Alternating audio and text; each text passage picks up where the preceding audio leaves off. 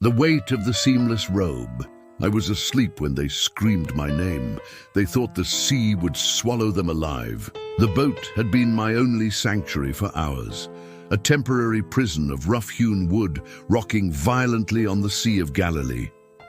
My head rested against a coil of damp rope, the smell of salt and fish oil a familiar comfort.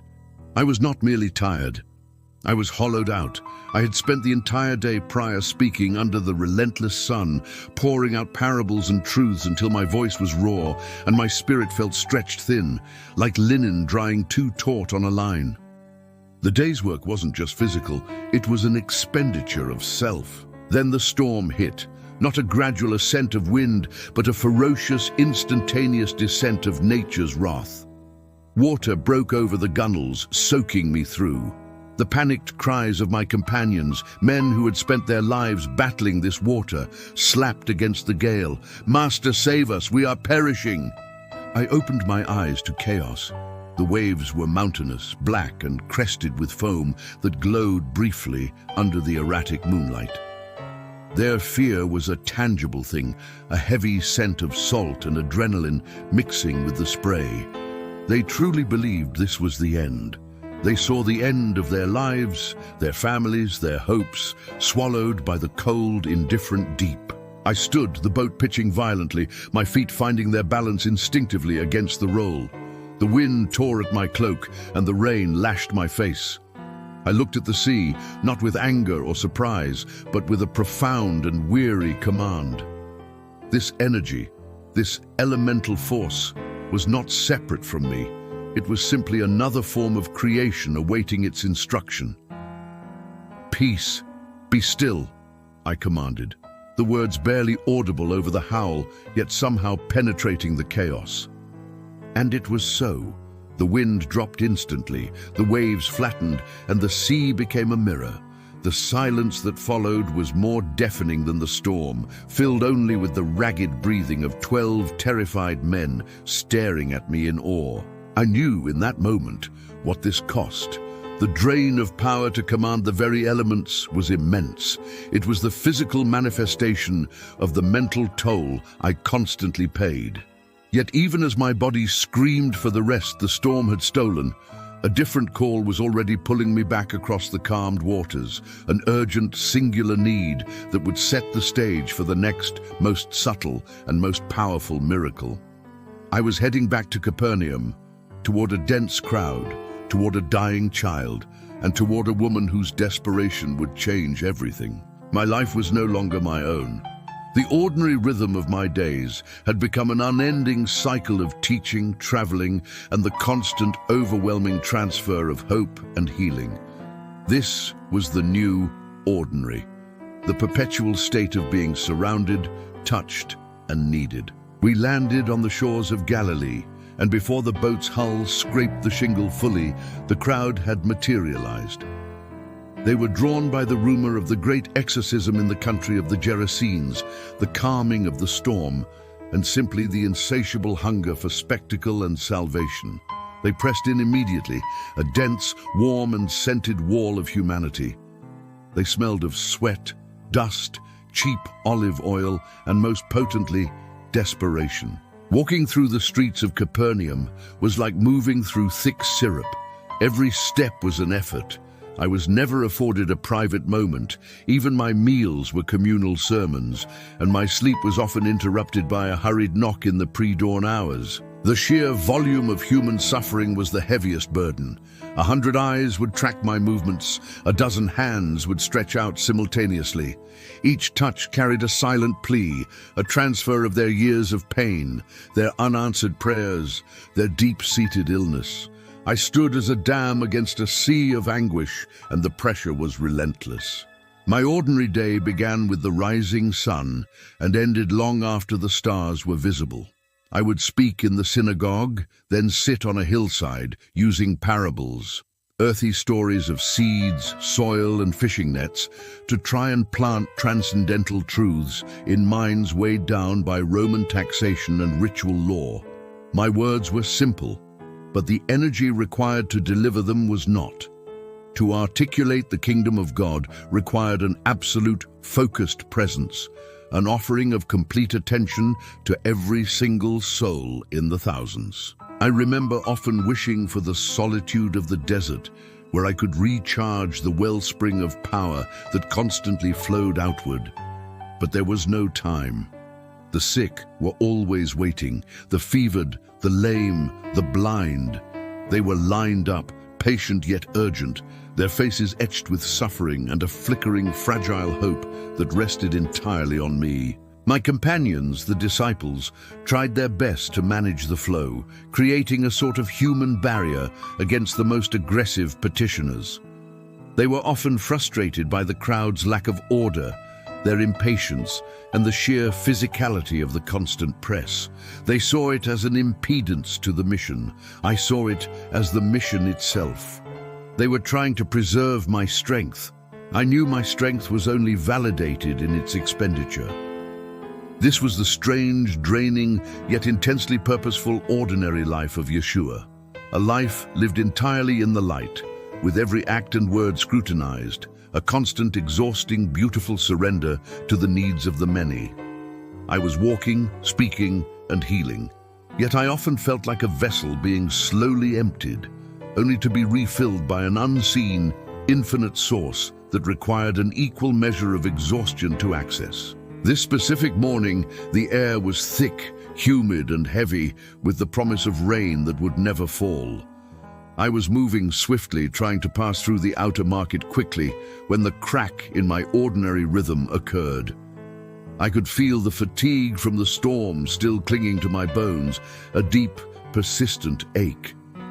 I was already at my physical limit, heading into a day that promised only more demands. The crowd, sensing my haste, redoubled its efforts, and the pressing in began to feel less like devotion and more like a crushing confinement. My patience, the quiet core of my being, began to feel the first tiny, almost imperceptible tremor of strain. The crack in my exhausted composure did not come from a hostile voice, but from an urgent, fearful plea. Just as the press of people became a truly suffocating experience, a man broke through the first line of my companions. He was not a beggar, not a leper, and not a Roman guard. He was Jairus, the respected ruler of the synagogue, a man of wealth, position, and deep commitment to the law. He fell to his knees directly in the dusty path before me, his fine robes instantly soiled, his dignity shattered. The sight of this man, whose station should have kept him far away from the radical healer, kneeling in the dirt, was the first real breach in the day's routine. The crowd, sensing a drama of high stakes, became instantly quiet, the murmuring ceasing to an expectant, suffocating silence. "My little daughter lies at the point of death," he choked out, grasping the hem of my outer tunic with hands that trembled not from age, but from paternal terror. "Please, come and lay your hands on her, that she may be healed, and she shall live." This was the crack. The request was not for a common fever or a chronic pain. It was a desperate race against the finality of death, and it came from a source of high consequence. To enter the home of a synagogue ruler was to step directly into the heart of the local establishment, inviting both scrutiny and hope in equal, terrifying measure. I agreed immediately. The urgency in his eyes was too much to refuse. The promise was made, and the journey began. The crowd, however, had turned from a slow-moving river into a flash flood. They now knew my destination, Jairus' house, and they wanted to be present for the miracle. They surrounded us, pressing in from all sides, transforming the simple act of walking down a familiar street into a struggle for air and space. The heat was oppressive, trapped between the close-packed bodies and the high stone walls of the houses. The noise returned, louder than before, the shuffling of thousands of sandals, the excited, gasping whispers, the shouts of those who couldn't see, all focused on the singular point of my forward movement. I could feel the energy of my companions, particularly Peter, pushing back against the crowd with elbows and exasperated sighs. "Why can't they just leave us alone?" was the silent question in their efforts. They wanted efficiency, a clear path to the dying girl. But I was forced to move at the crowd's speed, a snail's pace. This physical confinement exacerbated my existing exhaustion. The lingering ache from the storm in my body felt sharp now. Each touch from the pressing mass, a shoulder brushing my arm, a finger grazing my sleeve, felt like an infinitesimally small tug on my reserve of power. They were seeking, without knowing, to siphon the strength I needed for the miracle awaiting us.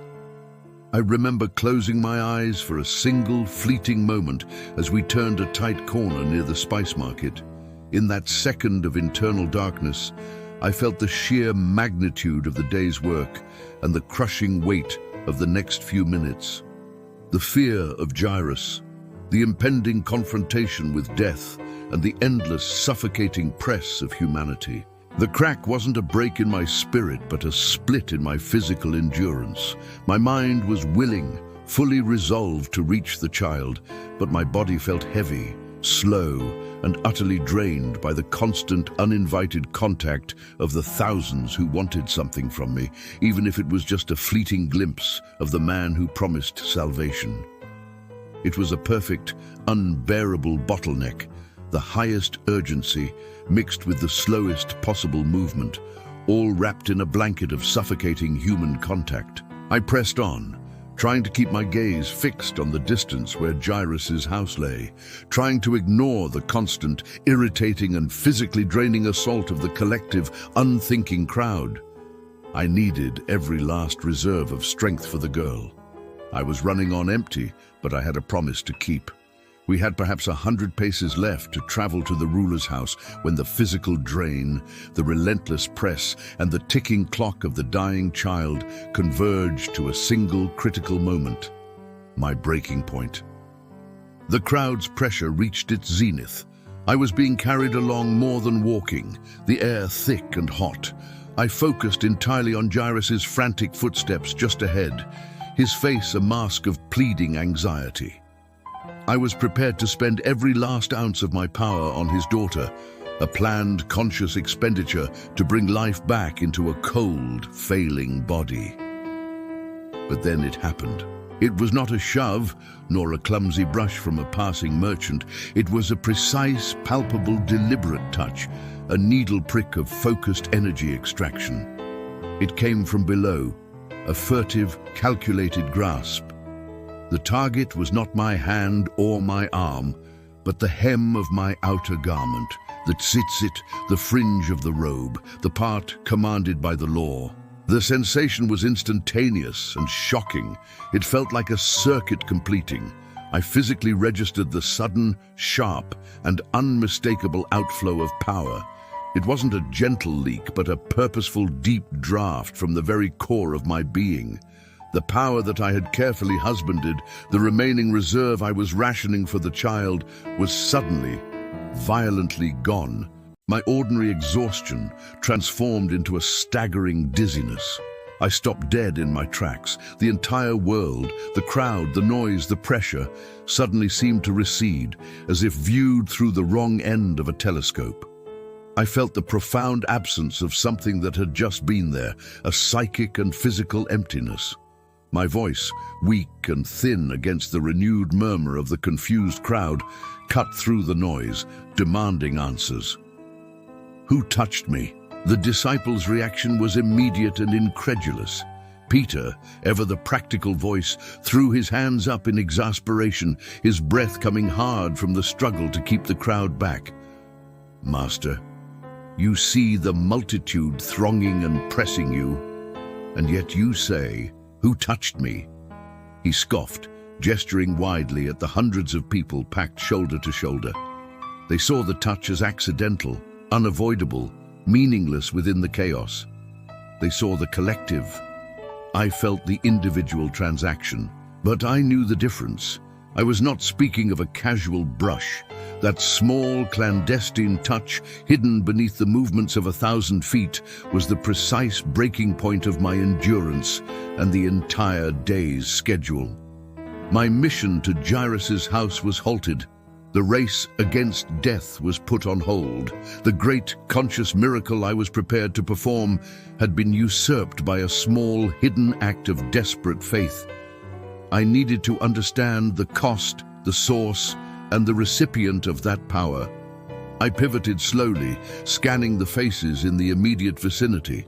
My eyes searched for the signature of that touch, the imprint of that desperation.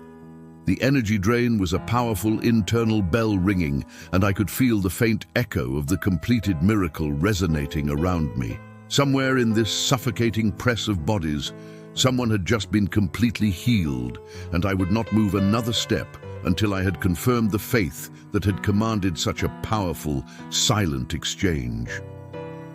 This was the breaking point, the moment I chose the individual, hidden necessity over the public, expected urgency, gambling the life of Jairus' daughter on a single necessary moment of recognition.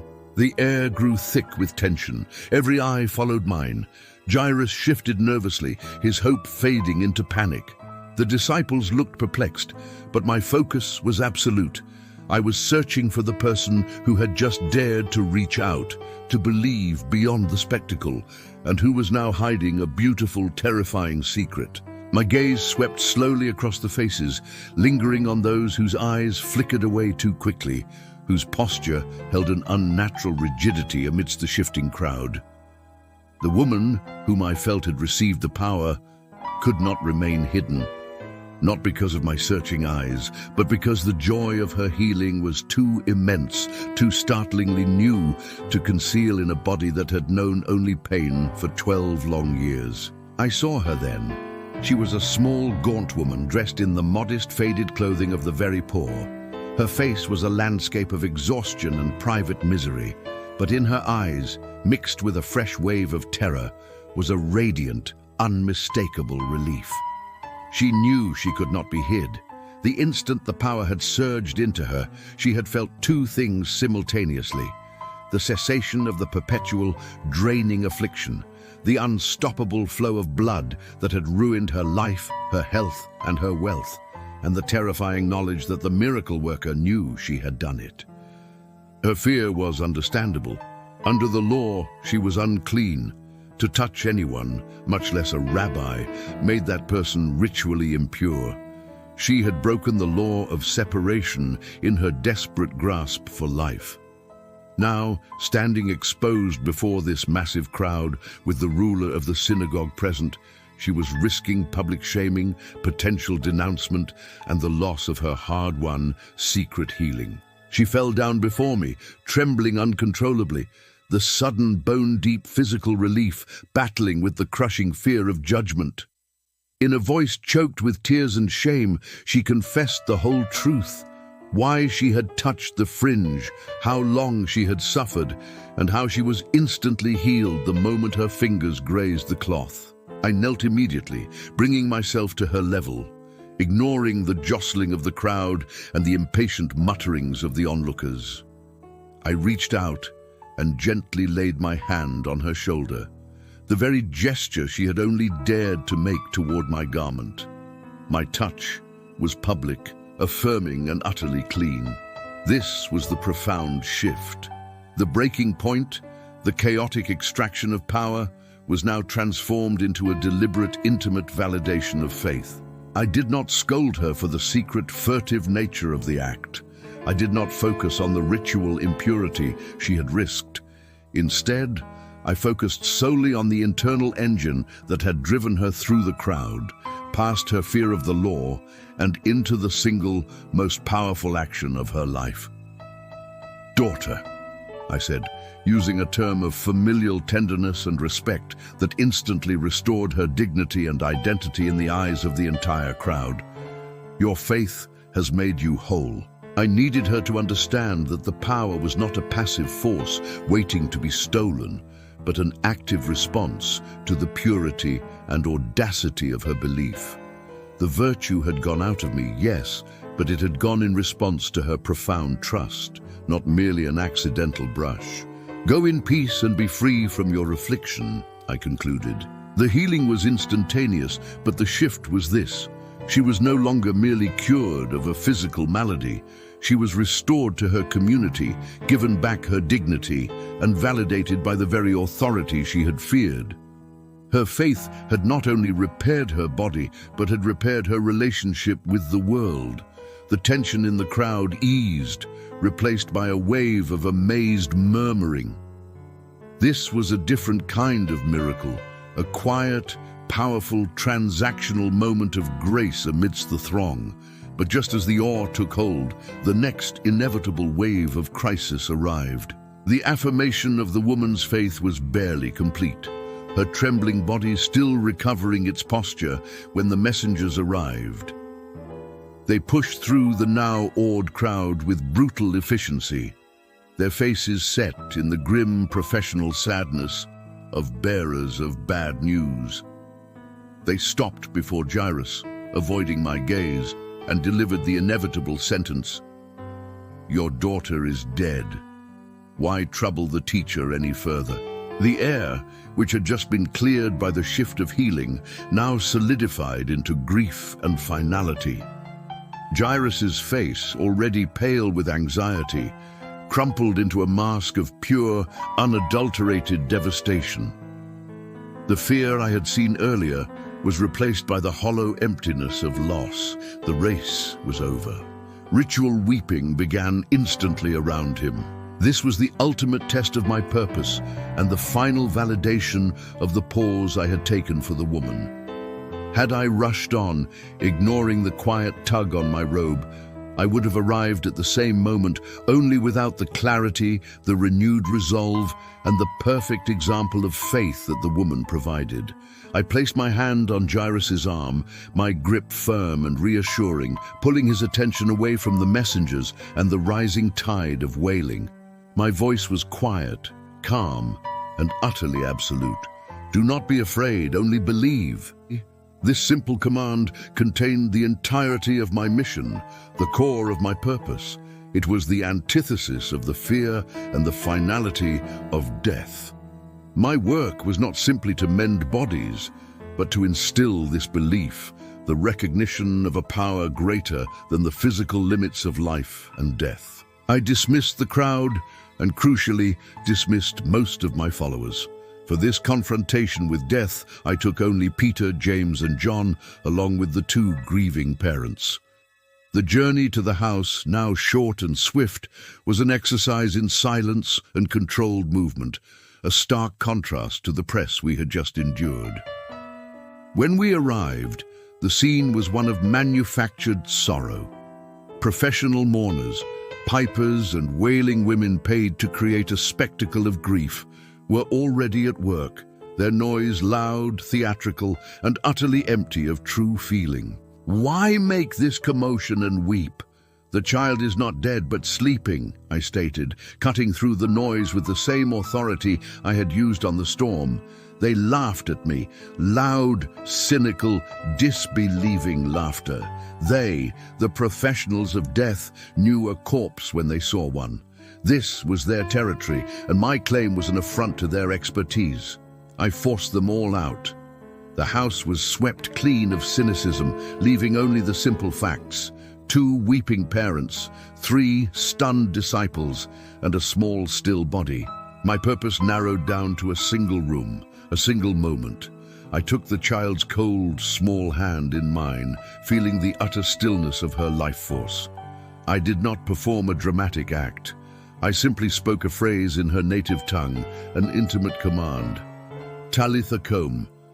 "Little girl, I say to you, arise." The shift from stillness to warmth, from coldness to color, was instant. Her eyes fluttered open, she sat up and she stood. The ultimate expression of my purpose was not the spectacle, but the quiet, intimate, and complete reversal of death, concluded not with a sermon, but with a simple human instruction to the stunned parents. Give her something to eat. The restored life must return to the ordinary rhythms of hunger and nourishment. The impact of the 2 miracles, the quiet, secret healing of the woman and the public, dramatic resurrection of the girl, was not measured in the immediate clamor of the crowd, but in the profound, contrasting lessons they offered. As we walked away from Jairus' house, leaving behind the stunned, ecstatic parents and the confused, now silent mourners. The physical cost of the day settled upon me fully. I was exhausted beyond measure. The storm, the ceaseless teaching, the power drawn by the woman, and the massive expenditure required to recall a soul from the edge of the void. All of it had left me feeling like a hollow flute. Yet, in that hollowness, the resonance of my purpose was clearer than ever. The woman with the issue of blood had taught an essential truth. The power does not reside in the garment. The power resides in the connection.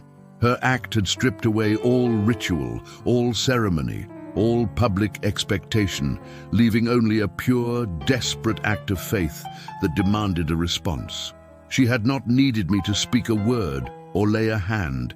She needed only to touch the fringe of the law, believing that the spirit behind the law, the power of God, was resident in my mere presence.